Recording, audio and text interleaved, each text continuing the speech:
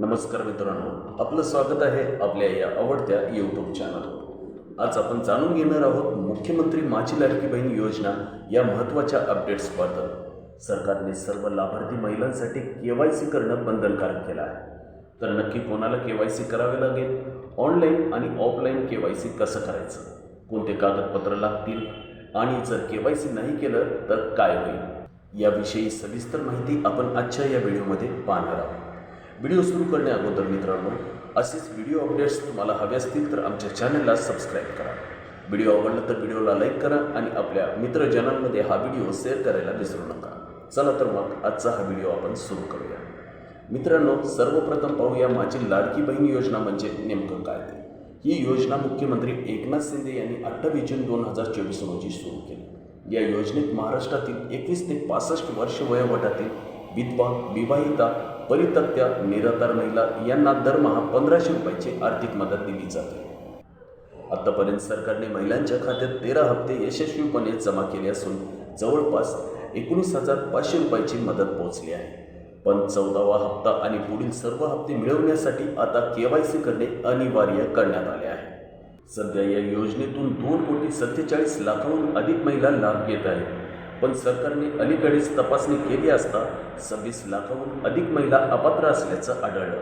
काही महिला सरकारी नोकरीत असूनही योजना घेत होत्या, काहींनी खोटी माहिती भरली। अगदी 14,000हून अधिक पुरुषांना देखील चुकीचे कागदपत्र सादर करून 10 हप्ते घेतले। यामुळे सरकारने सगळ्यांसाठी KYC करणे बंधनकारक केलं आहे। तर प्रश्न येतो की KYC इतकं महत्त्वाचं का आहे? कारण सरकारला खोटे अर्ज काढून टाकायचे आहे।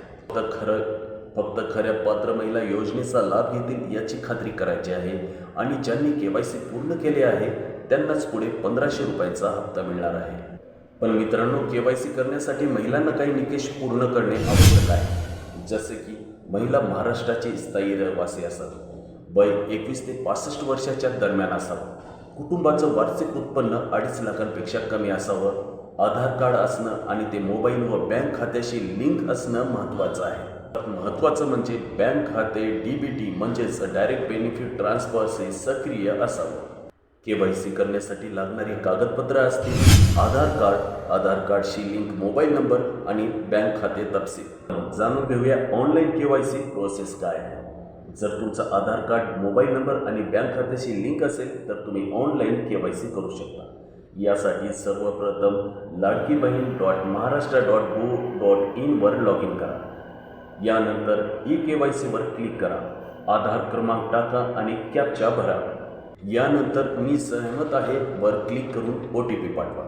OTP टाकल्यानंतर तुमचं KYC पूर्ण होईल। तर ऑफलाईन KYC प्रोसेस पाहूया। जर तुमचं आधार मोबाईलशी लिंक नसेल तर तुम्ही ऑफलाईन KYC करू शकता। यासाठी जवळच्या अंगणवाडी केंद्र, CSC सेंटर, ग्रामपंचायत किंवा आपले सरकारी सेतू केंद्रावर जावा।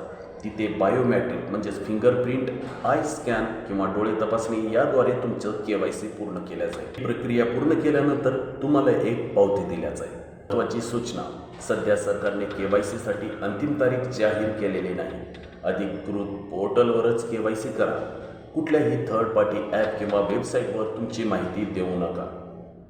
तर मित्रांनो, जर तुम्हाला माझी लाडकी बहीण योजना KYC बद्दलची ही माहिती उपयुक्त वाटली असेल तर हा व्हिडिओ लाईक करा, शेअर करा आपल्या बहिणींना आणि मैत्रिणींना आणि चॅनलला सबस्क्राईब करायला विसरू नका, कारण पुढील व्हिडिओमध्ये आपण या योजनेशी संबंधित आणखी अपडेट्स घेऊन येणार आहोत। तोपर्यंत मी तुमचा निरोप घेतोय। धन्यवाद।